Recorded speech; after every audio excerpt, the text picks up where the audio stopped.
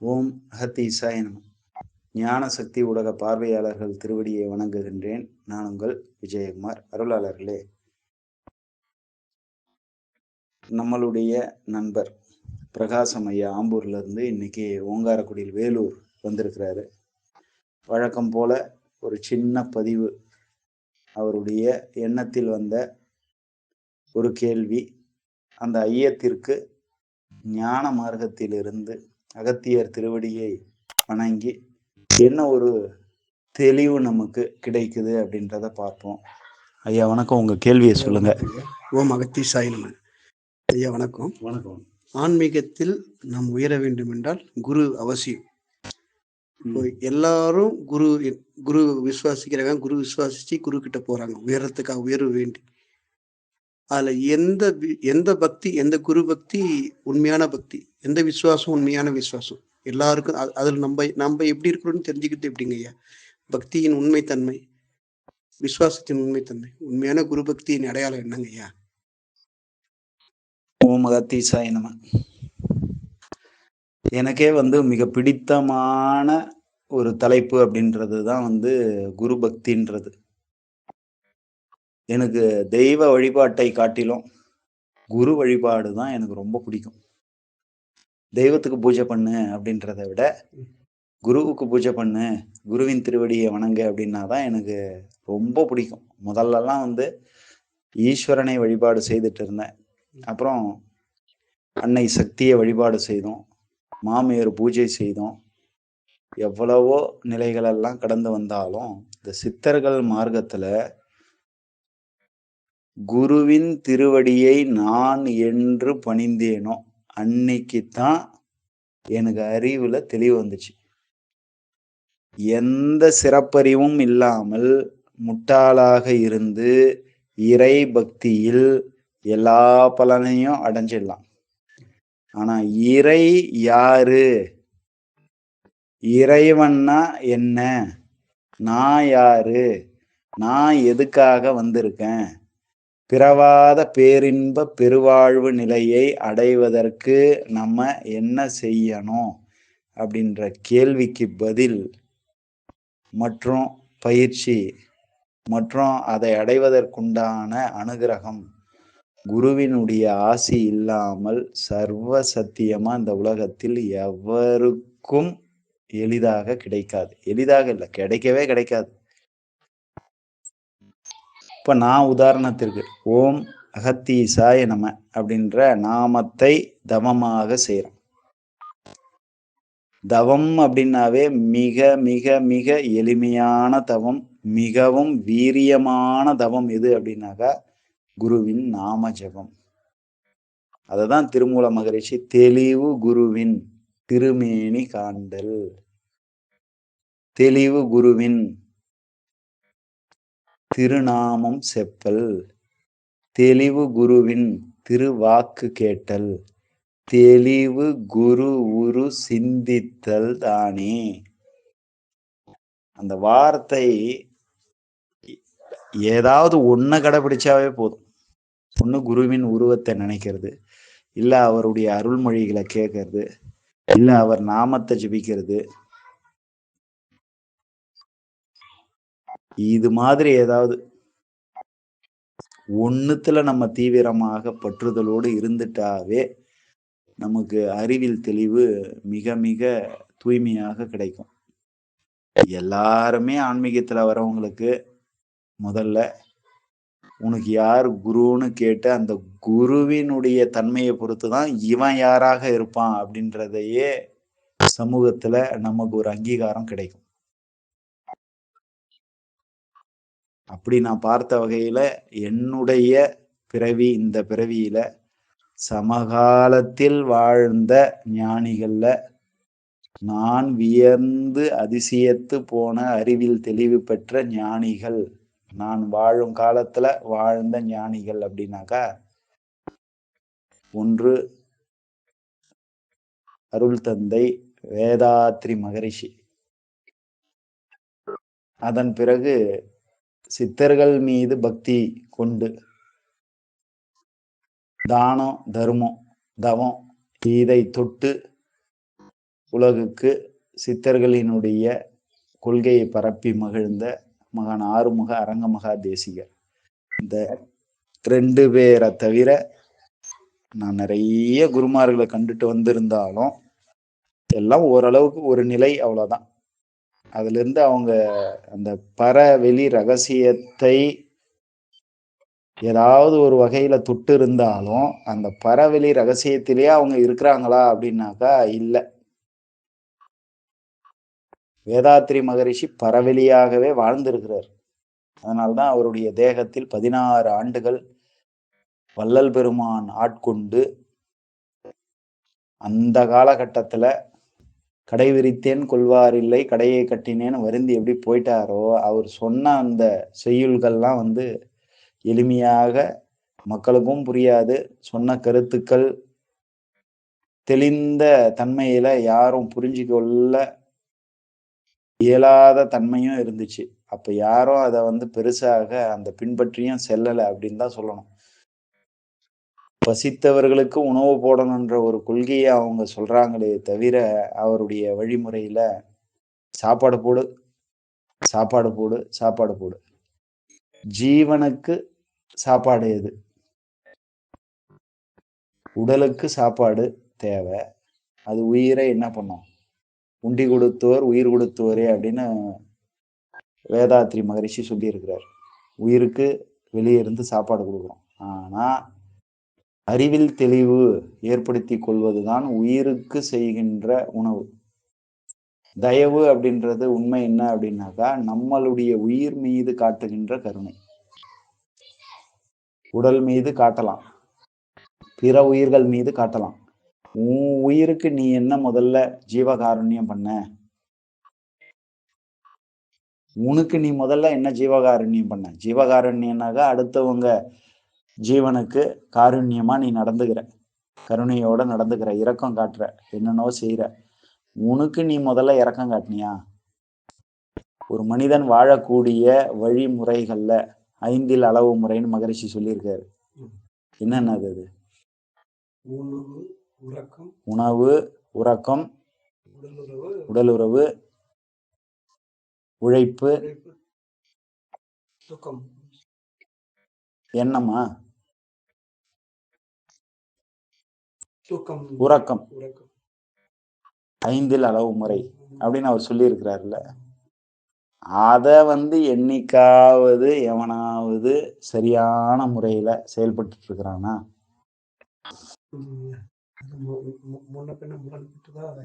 முரண்பட்டுதான் இருக்குது. அப்ப அதுவே ஜீவகாருண்யம் கிடையாது. உன் உயிருக்கு காருண்யம் நீ என்ன பண்ண அப்படின்னாக்கா எதுவுமே இல்லைங்க. முதல்ல அது தேவை. அதுக்கு பிறகுதான் வெளியே போய் பார்க்கணும், வெளியே செய்யணும். வெளியே செய்ய செய்ய நமக்குள்ளவும் எல்லாமும் பெருகும். முதல்ல உன்னை நீ தூய்மைப்படுத்திக்கிட்டாதான் வெளியே நம்ம போய் தூய்மை செய்வதற்கு வாய்ப்பும் கிட்டும். ஒரு அழுக்கு பிடித்த ஒரு வீடு இருக்கு, ஒரு தெருவுல ஒரு 3 வீடு இருக்கு. ஒரு வீடு ரொம்ப ஒட்டனை படிஞ்சு அழுக்கு பாழடைஞ்சு போயிருக்கு, தூசுலாம் இருக்கு. இன்னொரு வீட்லயும் சற்று தூய்மையற்று கொஞ்சம் பொலிவு இழந்திருக்கு. இன்னொரு வீடு நல்லா புதுசா சுத்தம் பண்ணி, பழைய வீடு தான் அது, ஆனா தூய்மையா இருக்கு, விளக்கு எரிஞ்சுக்கிட்டு இருக்கு. டெய்லி அந்த வீட்டுல வாடகை வரலன்னா கூட விளக்கேத்திட்டு போறது, பெருக்கிறது, ஒட்டனை அடிக்கிறது, இப்படி செய்துட்டு ஏதோ போயிட்டு இருக்கிறாங்க. இந்த 3 வீட்டுல எதுல நீங்க குடுத்தனம் போவீங்க? தூய்மையா இருக்கிற வீட்டுல. அது மாதிரிதான் நமக்கு வீடு அப்படின்னாக்கா நம்ம உடம்பு. நம்ம உடம்பு, உயிர், மனம், இது 3 தான் அந்த வீட்டுல இருக்குது. நம்ம உடம்புல உயிரும் மனமும் இருக்குது.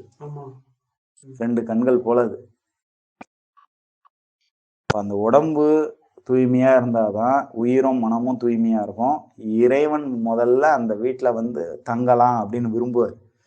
பார்த்த உடனே அது அழுக்கு பிடிச்சு போய் நோயால சுத்தம் இல்லாத கந்தளம் நொந்தளமா இருந்துச்சுனாக்கா அந்த வீட்டை தெய்வம் விரும்பாது. அப்போ உன் உடம்ப நீ சுத்தமா வச்சுக்கணும், உயிரை நீ வளப்படுத்தி வச்சுக்கணும், மனதை 6 தீய குணங்கள் இல்லாத வச்சுக்கணும். பேராசை, சினம், கடும்பற்று, உயர்வு தாழ் மனப்பான்மை, முறையற்ற பால் கவர்ச்சி, வஞ்சம். இது அண்டாம வச்சுக்கணும். அதுல எதுனா ஒண்ணு இருந்துச்சுன்னா கூட அதான் என்னது, ஒரு வீட்டுல எப்படி பூரா இருக்குது, கரப்பாம்பூச்சி இருக்குது, ஒட்டனை படிஞ்சு இருக்குதோ அது மாதிரி நம்ம உடம்புல படிஞ்சு இருக்கிறது என்னது, இந்த 6 தீய குணங்கள், விஷ ஜந்துக்கள் மாதிரி. அது அப்படி இருக்கிற ஒரு வீட்டுல இறைவன் வந்து வாழறதுக்கே விரும்ப மாட்டான்.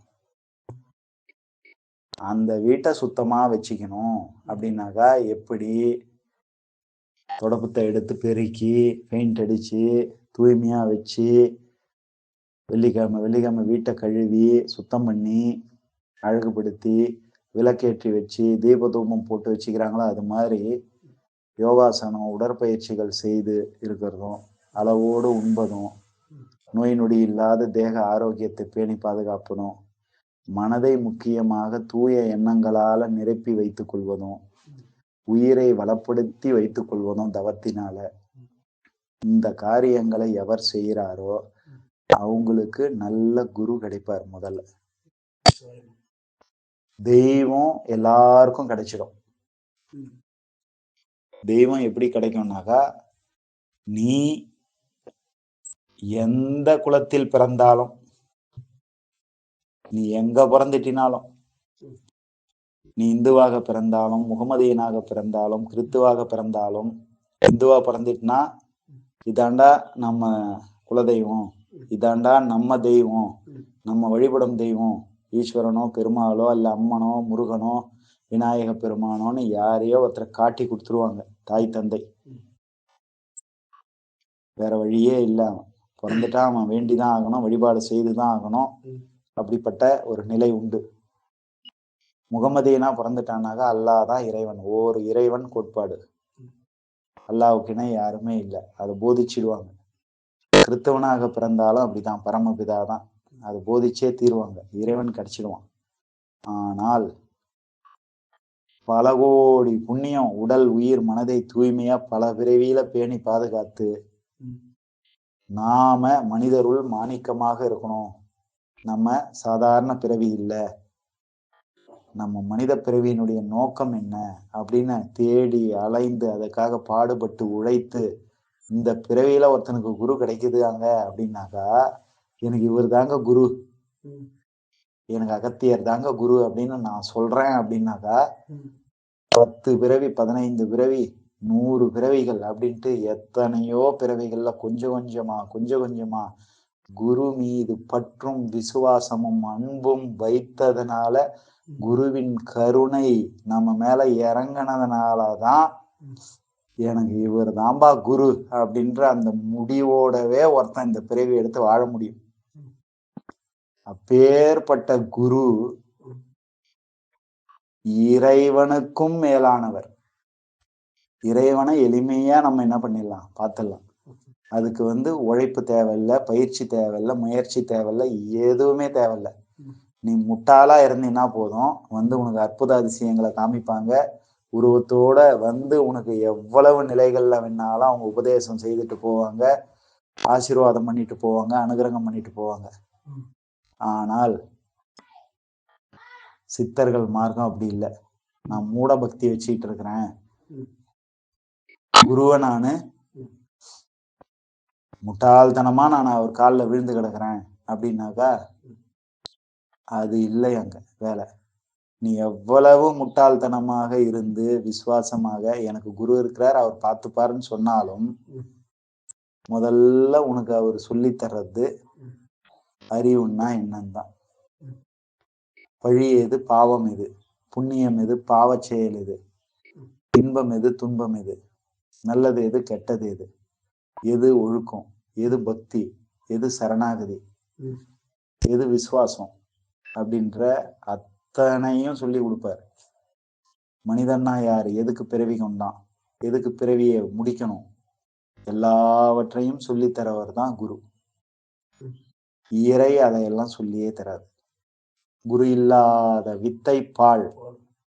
அது வித்தை அப்படின்றது சாதாரணமா ஒரு சைக்கிள் கடை வைக்க போறேன்னாக்கா குரு தேவை, ஒரு துணி கடை வைக்க போறேன்னா குரு தேவை, ஒரு டெய்லர் கடை வைக்க போறேன்னா குரு தேவை. அதெல்லாம் சாதாரண அற்பமான வித்தை. துப்பாக்கி சுடணும்னா குரு தேவை, பயிற்சி எடுக்கணும். அது போல தன்னை உணர்வதற்கு ஒரு குரு தேவை. அது யாரா இருக்கணும்னாக்கா, அஷ்டமா சித்து அடைந்த மெய்ப்பொருளை உணர்ந்த மெய்யொளி தேகம் பெற்ற ஞான தேகம் பெற்ற ஞானிகளைத்தான் நம்ம வணங்கணும். சும்மா தாடி வச்சுக்கிட்டு, பட்டையை போட்டுக்கிட்டு, ருத்ராட்சத்தை போட்டுக்கிட்டு, தாட் பூட்டுன்னு குதிக்கிறது, எனக்கு இவ்வளவு சீடர்கள் இருக்கிறாங்க, நான் யார் தெரியுமா, நான் கூப்பிட்டா இவன் வந்துருவான், அவன் வந்துருவான், என் குரு பரம்பரை என்னன்னு தெரியுமா, எனக்கு என்ன ஆற்றல் இருக்கு தெரியுமா அப்படின்னு தன்னை தானே பிரபல்யப்படுத்தி கொள்பவன் குரு அல்ல. முட்டாள் மாதிரி இருப்பார் குருன்றவர். அவரை பேச வைக்கிறது அவ்வளவு கஷ்டமா இருக்கும். வாய் தந்து பேசவே மாட்டாங்க குரு. ஆனா பேசிட்டா நம்மளால தூங்க முடியாது. பேசுகின்ற வார்த்தை, குரு சொல்ற வார்த்தை நம்ம உடல் உயிர் மனதை அதிரச் செய்திடும். அதுக்கு பிறகு நமக்கு தூக்கமே இருக்காது. பசி தூக்கம் எதுவுமே இல்லாத நம்ம மன உளைச்சலுக்கு போயிடும். நம்ம வாழற வாழ்க்கை என்னடா இப்பேற்பட்ட கேவலமான வாழ்க்கையா இருக்கு அப்படின்றத புரிய வைக்கிறவர் தான் குரு. புரிய வச்சு ஒழுக்கம்னா என்ன, தர்மம்னா என்ன, சத்தியம்னா என்ன, தவம்னா என்ன, அறம்னா என்ன என்பதை தலைப்ப சொல்லி புரிய வைக்காம அனுபவத்தை கொடுத்தோம், சில உதாரணங்களை சொல்லியும் சிறுக சிறுக சிறுக நமக்கு அறிவில் தெளிவு தருவது தான் குரு. அந்த குரு பக்தி, அந்த குரு விசுவாசம் எப்படி இருக்கணும் அப்படின்னா, நீ 1000 குருமார்களை கடந்து வந்தாலும் உனக்கு உண்மை மொய்ப்பொருளை எவர் காட்டி தந்தாரோ, சத்தியத்தை எவர் சொன்னாரோ, அந்த குருவுக்கு இணை யாரையும் வைக்கக்கூடாது. தெய்வத்தை கூட வைக்கணும்னு அவசியம் கிடையாது. ஒருவன் தாய் தந்தையை கூட மறந்து விடலாம், தெய்வத்தை கூட மறந்து விடலாம், உண்மை மெய் குருவை மறக்கவே கூடாது. ஏன் அப்படின்னாக்கா, வேதாத்ரி மகரிஷியினுடைய குரு பரஞ்சோதி மகான் சொல்லி இருக்கிறார், பெற்றவளும் தாய் அல்ல, பாலூட்டியவளும் தாய் அல்ல, வளர்த்தவளும் தாய் அல்ல, அறிவை அறிவித்தவரே தாய். உண்மையான தாய் யாரு அப்படின்னாக்கா, நம்ம அறிவை அறிவித்தவர். அறிவுன்னா என்ன, அந்த அறிவு எப்படி தெய்வமா நமக்குள்ள குடிகொண்டு இருக்கு அப்படின்னு எடுத்து சொல்லக்கூடியவர்.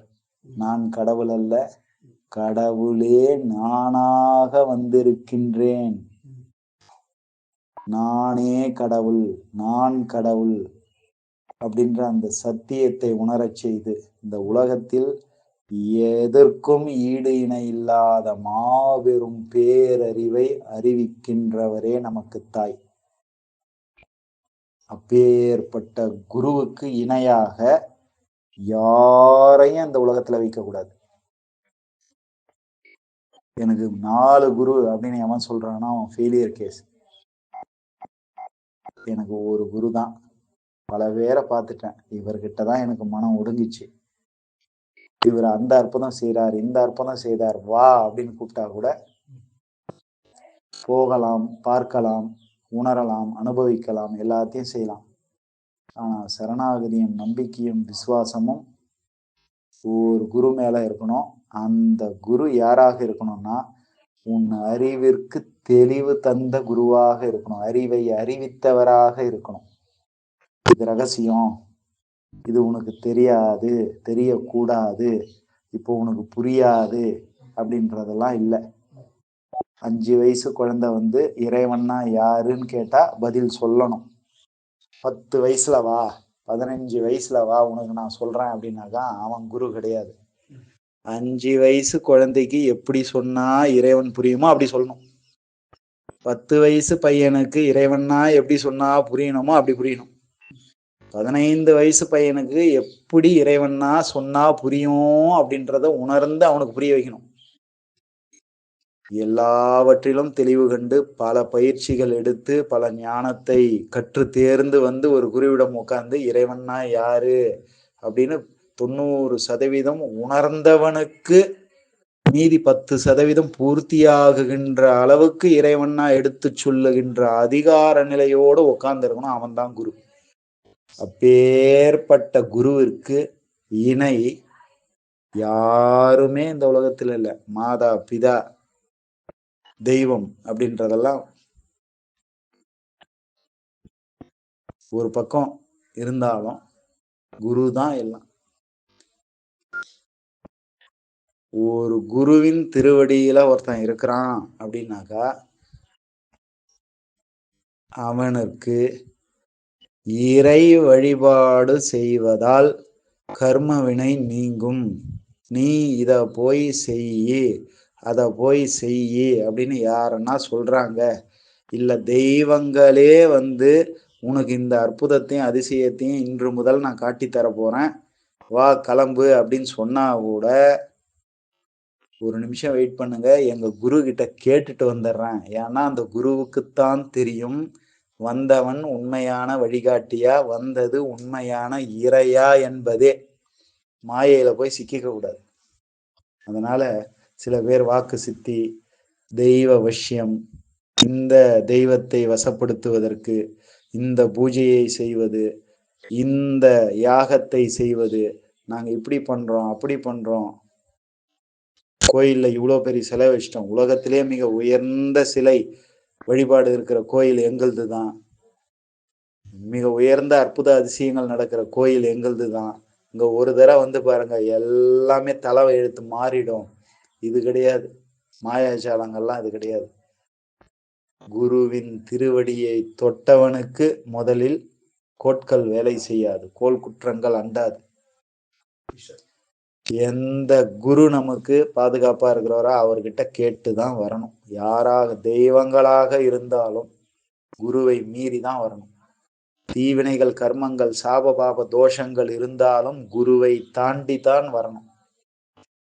இப்ப இந்த உலகத்தில் எந்த மந்திரங்கள் உனக்கு கிடைத்தாலும், அன்னை வழிபாட்டில் மகா சோடசி எனக்கு கிடைச்சது, பர சோடசி எனக்கு கிடைச்சது, அமுத பஞ்சாட்சரம் எனக்கு கிடைச்சது. இருக்கிறதுலயே சக்தி வழிபாட்டுல இதுதான்பா மிக உயர்ந்தது. சித்தர்களே செய்த மாபெரும் பூஜை வாழை பூஜை இதுதான்பா அப்படின்னு கூட சொல்லி இருக்கிறாங்க. ஆனால் எனக்கு அன்னையே உணர்த்தியது, என்னை ஏன் கும்பிட்டுட்டு இருக்க, உனக்கு எதுவும் அந்த அளவுக்குலாம் கிடையாது, குருவை வழிபாடு செய்யாமா. என்னம்மா இப்படி சொல்ற? குருவை வழிபட்டால் நாங்க கூட இருப்போம், எங்களை வழிபட்டால் நான் மட்டும் இருப்போம். உனக்கு நான் மட்டும் வேணுமா, இல்ல அகத்தீசான்னு சொல்லிட்டு உலகத்தில் இருக்க எல்லா தெய்வங்களும் உனக்கு வந்து உதவி செய்யற வழியை நீ ஏற்படுத்திக்கணுமா, இல்ல என்னை மட்டும் கூப்பிட்டுட்டு நீ கூப்பிடும் போது தகுதி இருக்கும் போது நான் மட்டும் வருவேன். குருவை அழைத்தால் நாங்க உடனே வந்துருவோம். அகத்தீசா அப்படின்னு சொன்னீங்கன்னா அகத்தியர் ரெடி ஆயிட்டு என் புள்ள கூப்பிடுறான் அப்படின்னு கிளம்புறதுக்கு முன்னாடி நாங்க வந்து உன் சிஷ்ய புள்ள உன் பேரை சொல்லிட்டான்பா சீக்கிரம் வாப்பா அப்படின்ட்டு நாங்க விரைவாக உன் குருவை கலப்பி கூட்டுட்டு வருவோம். மேக்கப் பண்ணதெல்லாம் போதும், நிறுத்து, இன்னும் நல்லா ஸ்பீடா முறுக்குப்பா, 4th கியர்ல போப்பா, பையன் உனக்காக வெயிட் பண்ணிட்டு இருக்கான் அப்படின்ட்டு தெய்வங்கள் அஞ்சி நடுங்கி குருவை கலப்பி கூட்டிட்டு ஓடியாருவாங்க. ஆனா நீ தெய்வத்தை வழிபாடு செய்தினா குருலாம் அங்க வரணும்லாம் அவசியமே கிடையாது. ஆனால் நீ ஒரு குருவின் திருவடியை தொட்டு விட்டால் உலகத்தில் உள்ள அத்தனை தெய்வங்களும் அஞ்சி நடுங்கி ஒடியாரும் குருவுக்கு பின்னாடியே. ஐயோ அகத்தியர் எங்கேயோ ஓடுறான்டா இந்த பூமியில, யாரோ ஒரு சீடனை பார்க்க, கிளம்புங்கடா அப்படின்னு சொல்லிட்டு எல்லா தெய்வங்களும் அங்க வந்து உட்காரு. அப்ப அந்த குரு விசுவாசம், அந்த குரு பக்தி எப்படி இருக்கணும் அப்படின்னாக்கா சலனமற்று இருக்கணும். உலகத்தில் யார் ஒருவர் எவர் ஒருவர் வந்து சொல்லி உன் கர்மா கழியறதுக்கு இந்த கோயிலுக்கு போ, அங்க போ, இத செய் அதை செய்யின்னு சொன்னால் கூட குருவிடம் அனுமதி பெற்றுத்தான் அதை செய்யணும். குருவை மீறி ஒரு செயலை கூட செய்யக்கூடாது. குரு வார்த்தை தான் வந்து இறை சொல். அந்த குரு வந்து சொல்லணும், ஒருத்தன் மாதிரி எனக்கு சொல்லி இருக்கிறான்பா, என் கர்மாத்தின்னு நான் போட்டோமா, அதெல்லாம் விட நான் பாத்துக்கிறேன், சரி போப்பா அப்படின்னு சொன்னாக்கா, இல்ல இல்ல எனக்கு விருப்பம் கிடையாது, நீ பாத்துக்க அதெல்லாம், இல்லடா போடா கரெக்டா தான்டா சொல்லி இருக்கிறான் அப்படின்னு, அதெல்லாம் எனக்கு தெரியாது, ஏன் அங்கெல்லாம் போய் உட்காந்துக்கிறான், உன்னாண்ட வந்தா எனக்கு சந்தோஷமா இருக்குது போதும், அதுக்கு பேர் தான் குரு பக்தி. குருவே சொன்னாலும் இது நல்லது தான்பா, போயிட்டு வா அப்படின்னா கூட, உன் திருவடியை நான் செய்யறேன், இன்னைக்கு 1 மணி நேரம் பூஜை செய்துக்கிறேன், 10 மணி நேரம் உன் திருவடியை நான் பூஜை செய்யறேன், எனக்கு அங்கெல்லாம் போய் கர்மாவை கழிச்சுக்கணும்னு அவசியம் இல்லை, நீ பார்த்துக்கோ அதெல்லாம். இது பேர் தான் குரு பக்தி, குரு விசுவாசம். அப்படி இருக்கணும். பல பிறவிகளில் கோடி கோடி கோடி கோடி புண்ணியம் செய்தவனுக்கே ஒரு குரு கிடைப்பார். அந்த குருவை எப்படி பாதுகாத்துக்கணும்ன்றத பாருங்க. அந்த குரு முதல்ல எப்படி இருக்கணும்னா, அடக்கம்ன்ற சத்தியத்துல இருக்கணும், அடக்க ஒடுக்கமா இருக்கணும், தன்னை பற்றி விளம்பரப்படுத்தாதவரா இருக்கணும், தன்னால் மட்டும்தான் எல்லாம் முடியும்னு சொல்லாதவரா இருக்கணும், செயல்ல வீரியமா இருக்கணும். சீடனுக்கு ஒன்று அப்படின்னா பதபதத்து போய் உடையாந்து நிக்கணும். குருநாதா, அகத்தீசா அப்படின்னாக்கா அடுத்த க்ஷணத்தில் நமக்கு முன்னாடி வந்து அங்க ஷீல்டு மாதிரி அப்படியே ப்ரொடெக்ஷன் பண்ணி நிக்கணும். அதுதான் என்னுடைய குருநாதர் மகான் ஆறுமுக அரங்கமாதேசிகர் சொல்லியிருப்பார். அழைத்தால் அக்கணமே வந்து அருள் செய்வான் அகத்தீசன், அக்கணமே வந்து அருள் செய்வார்.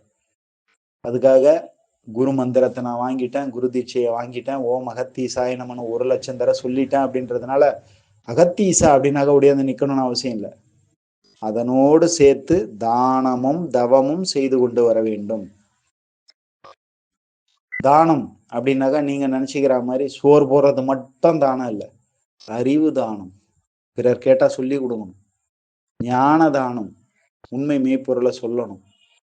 பொருள் தானம், ஆடை தானம், உணவு தானம், உழைப்பு தானம், ஆறுதல் சொல்றது, மனதளவில் ஆறுதல் சொல்றது கூட தானம் தான். ஒருத்தன் 2 பேரும் சண்டை போட்டுக்கிட்டு இருக்காங்க, என்னப்பா பிரச்சனை, இதுக்காப்பா பிரச்சனை பண்றீங்க, ஒற்றுமையா இருங்கப்பா, எவ்வளோ இருக்குது வாழ்க்கையில, அதை தீர்வு செய்துட்டு போனா அதுவும் ஒரு தானம் தான். இதெல்லாம் செய்யாத, ஒழுக்கத்தில் இல்லாத, நான் வந்து சிலைய வச்சிட்டேன், பூஜை பண்ணிட்டேன், நானும் ஒரு நாளைக்கு 2 வேளை அகத்தியர் சிலைய, என்ன முத்திரைகள் நான் போடுறது என்ன தெரியுமா, என் மந்திரம் நான் ஜெபிச்சா எப்படி இருக்கும் தெரியுமா, உச்சரிப்பு சும்மா அப்படியே கணீர் கணீர்னும் தெரியுமா, சமஸ்கிருதத்துல நான் எவ்வளவு பெரிய ஆள் தெரியுமா, இதெல்லாம் அங்க ஒன்றும் கிடையாது. உண்மையான குரு பக்தி அப்படின்றது குருவின் திருவடியை தவிர்த்து எந்த சிந்தனையும் இருக்கக்கூடாது. நீ எழுந்திருக்கும் போதே என்ன பண்ணும், அகத்தீசான்ற அந்த விசுவாசத்தோட எழுந்துக்கணும். தூங்க போகும்போது அகத்தீசான்ற விசுவாசத்தோட போகணும். வண்டியில வேகமா போயிட்டு இருக்க, கீழே விழறா மாதிரி ஆபத்து வந்துச்சு, அகத்தீசான்னு கத்தணும். அந்த வார்த்தை உனக்கு அங்க மறந்து போயிடுச்சு அப்படின்னாக்கா அதுக்கு பேர் குரு பக்தி இல்லை, குரு விசுவாசம் இல்லை, நம்பிக்கை இல்லைன்னு அர்த்தம். உன்னை அறியாமல் இயற்கையாகவோ செயற்கையாகவோ உன் உடலுக்கோ உயிருக்கோ மனதிற்கோ எந்த துன்பம் வருகின்ற பொழுதும் எந்த இன்பம் வருகின்ற பொழுதும் அகத்தீசா என்ற உணர்வு நிலையில் நீ அதை ஏற்க தயாராக இருப்பதுதான் உண்மையான குரு விசுவாசம், உண்மையான குரு பக்தி. அந்த குருவின் நாமத்திற்கு முன்னாடி நீ தெய்வத்தையோ அல்லது வேறு ஒரு நிலையையோ வேறு ஒருவரையோ எடுத்துட்டு வந்து உட்கார வச்சிட்டீங்கன்னா அதுக்கு பேர் குரு பக்தி இல்லை. எனக்கு அகத்தீசன் போதும், வேண்டாம், யாரும் வேணாம். எனக்கு போகர் வந்திருக்காரு, அவரை பார்க்கும் போது என்ன பண்ணோம், ஓம் அகத்தீசாய நம்ம, ஐயா வாங்க ஐயா, என் அகத்தியர் போல நீங்களும் எனக்கு அன்பையும் கருணையும் ஆசீர்வாதத்தையும் கொடுங்க ஐயா, அப்படி சொல்லணும்.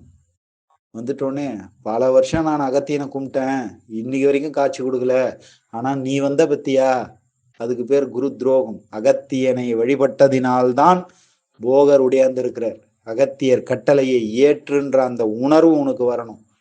அந்த உணர்வுல நம்ம சுத்தி எந்த அற்புதங்கள் அதிசயங்கள் எந்த வடிவத்தில் எந்த ரூபத்தில் எந்த இறை மூலம் நடந்தாலும் அது குருவின் கருணையால் நமக்கு ஏற்பட்ட அற்புதம் அதிசயம் என்பதை எவன் ஒருவன் ஆத்மார்த்தமாக உணர்ந்து அனுபவித்து அதை பறைசாற்றுகின்றானோ அதற்கு பேர்தான் உண்மையான குரு விசுவாசம், குரு பக்தி. இதற்கு மேல் சொல்லுவதற்கு ஒரு வார்த்தை கூட இல்லை. இந்த பதிவுகளுக்கு கூட காரணம் யார் அப்படின்னா எந்த இறையும் கிடையாது. இறைக்கும் இதுக்கும் சம்பந்தம் இல்லை. நான் பேசிய அத்தனை வார்த்தைகளும் என் குருநாதர் ஆசான் அகத்தியர் திருவடியை தொட்டதினால் வந்த அற்புதமான மொழிகள். எல்லா புகழும் என் ஆசான் அகத்தியர் திருவடிக்கே செல்லட்டும் அப்படின்ட்டு இப்ப நான் சொல்றேன் இல்லையா, இதுக்கு பேர் குரு பக்தி, இதற்கு பேர் குரு விசுவாசம். ஞானசக்தி ஊடகம் குரு பக்தி, ஞானசக்தி ஊடகத்தில் பேசுவது குரு பக்தி, ஞானசக்தி ஊடகத்தில் வருவது குருவினுடைய மொழிகள். நான் பேசுறதில்லை, நான் செய்யறதில்லை, நான் சொல்றதில்லை. அத்தனையும் எனக்கு அகத்தீசனிட்ட பிச்சை. அந்த உணர்வு என்று ஒருவனுக்கு 100% தெளிவாக இருக்கிறதோ அதற்கு பேர் தான் குரு பக்தி, குரு விசுவாசம். நன்றி. அகத்தீசாய நம.